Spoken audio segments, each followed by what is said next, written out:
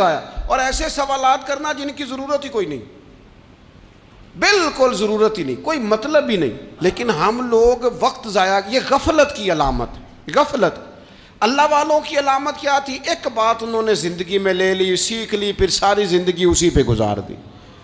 ان کا ارادہ تھا نا کشکول سیدھا کیا۔ کچھ لوگ ساری زندگی لیکچر قبول لے لے کے سن کے پھر بھی سمجھنے کو تیار، یہ غافل دل کی علامت ہے۔ اس لیے نبی پاک صلی اللہ تعالیٰ علیہ وسلم نے فرمایا دو نعمتیں ایسی ہیں جن میں اکثر لوگ غفلت میں ہیں، ایک صحت اور دوسری فراغت۔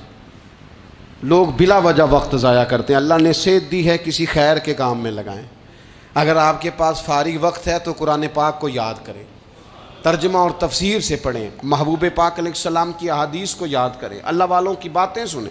وقت ملے تو عبادات میں لگائیں، نوافل میں لگائیں، تلاوت میں لگائیں، ذکر اذکار میں لگائیں، اور پھر اللہ مزید توفیق عطا کرے تو کسی کے بھلے میں وقت لگائیں۔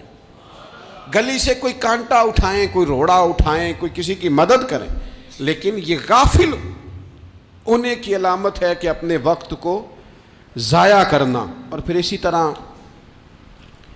غفلت کی پانچویں علامت یہ ہے کہ اگر بندے کو دنیا سے پورا پیار ہو جائے، یعنی شب قدر میں بھی آ کے کہتا ہے یا اللہ کبھی پیسے دے دینا، شب برات والے دن بھی کہتا ہے کہ مالک اگر کبھی کوئی ایسا سبب لگ جائے نا، یعنی بیت اللہ شریف کے سامنے کھڑے ہو کے بھی اگر اس نے مال ہی مانگنا ہے، وہاں بھی اس نے یہی سوال کرنا ہے، حب دنیا اتنی غالب آ جائے، تو یہ غافل ہونے کی علامت۔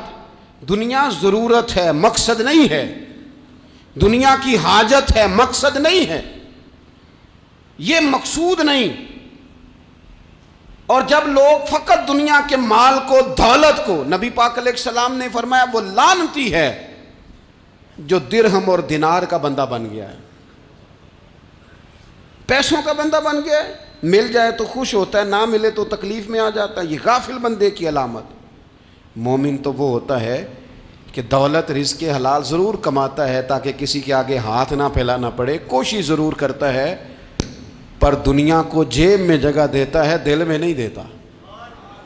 اس کی جگہ جہاں ہے اسے وہاں رکھتا ہے، اسے دل میں جگہ، دل تو ایک ہے، اس میں رب رسول کو بسائیں گے یا کسی اور کو بسائیں گے؟ تو حب دنیا یہ غافل ہونے کی بہت بڑی علامت ہے۔ پھر اسی طرح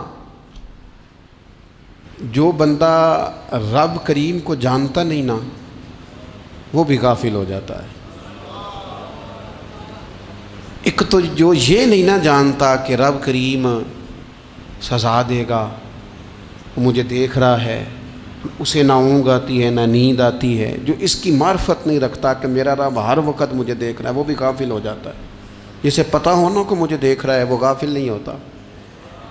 اور جو یہ سمجھ لیتا ہے نا کہ شاید معاذ اللہ ثم، اس یقین کو پکا نہیں کرتا، وہ غافل ہو جاتا ہے۔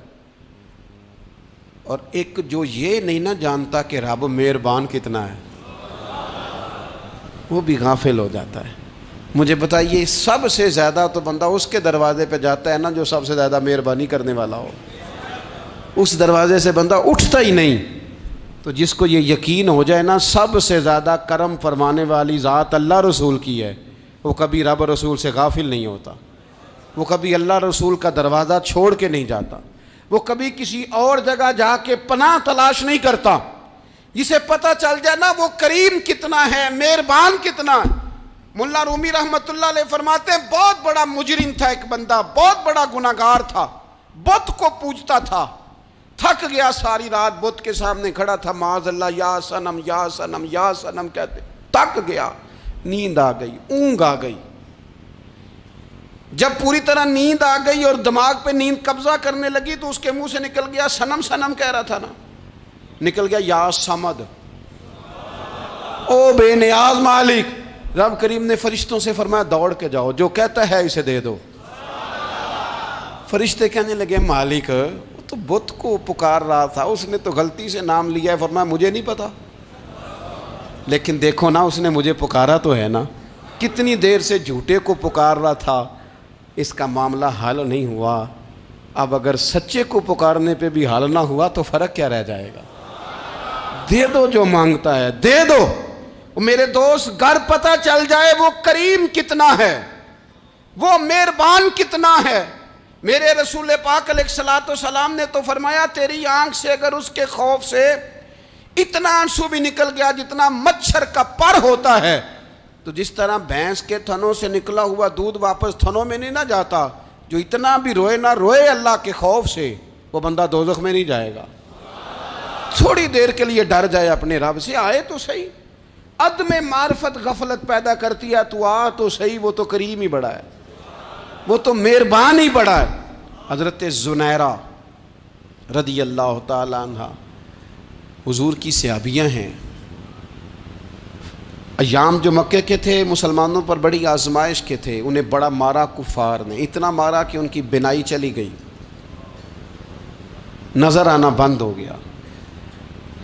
کافروں کی عورتوں نے تانا دیا کہ تو نے ہمارے بت چھوڑے ہیں نا، تو دیکھنا تیری بینائی چلی گئی۔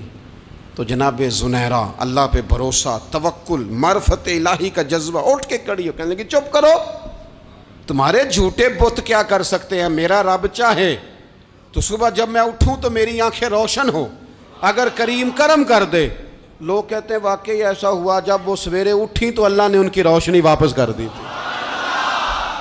تجھے پتہ چل جانا وہ مہربان کتنا ہے۔ وہ ایک بزرگ تھے تو ان سے کسی نے کہہ دیا کہ اگر آپ کا حساب آپ کے ماں باپ کے ذمہ ہو جائے تو پھر کیسا، پوچھنے کے لیے قیامت میں اگر ماں باپ حساب لیں تو پھر کیسا۔ تو بڑے سیانے لوگ تھے جو دل والے تھے، کہنے لگے نہیں، رب کریم ہی ٹھیک ہے، اس لیے کہ وہ ماں باپ سے کہیں بڑھ کر پیار کرنے والا ہے۔ اگر یہ معرفت مل جائے وہ کریم کتنا ہے، اور جب بندہ پوری طرح اس کی بارگاہ میں آ کے تڑپ جاتا ہے